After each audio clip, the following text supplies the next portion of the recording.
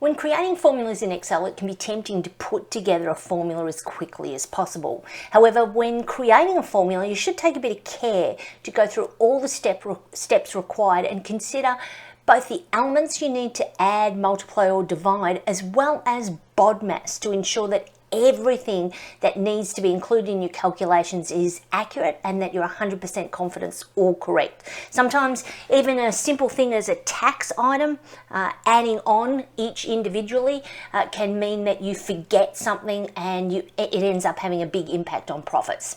So for example, let's say this venue has a charge of $150 plus tax for lunch, $25 plus tax for morning tea, and $8 plus tax for a water bottle per person. So you could actually create a formula that looks like this. So if you have a look at the formula bar, this is where we can read how it arrives at the calculation, in this case in D4. So this is saying take 150 and multiply it by 0.1, which you can see here is the tax rate I've allocated. And then add 150. So that means add your 10% to the 150.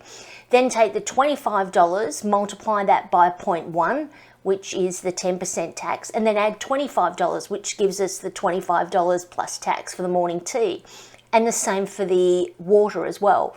So that's quite a long way of putting in that calculation. And you can see there, if you forget to put in one of these 0.1s, there could be an issue.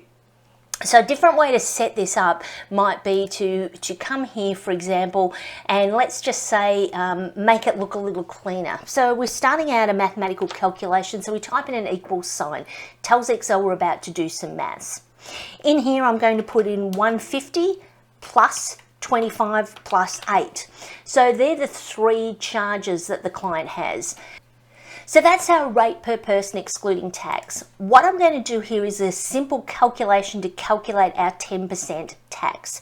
So I'm going to type in an equal sign to tell Excel we're about to do some maths. Click on this cell here and multiply, which is the asterisk, 0.1, which is 10%. And you can tell it's given us 10% there, which is 183, and 1830 is the 10%. So now all I need to do is type in equals, and I'm going to click on the first cell plus the second cell. Now what this does is gives us the same result, but if you look up here, it's quite a simple calculation as opposed to this messy one here. So what I'm doing here is I can see if any of these figures change, I can easily come in and put the X tax price in.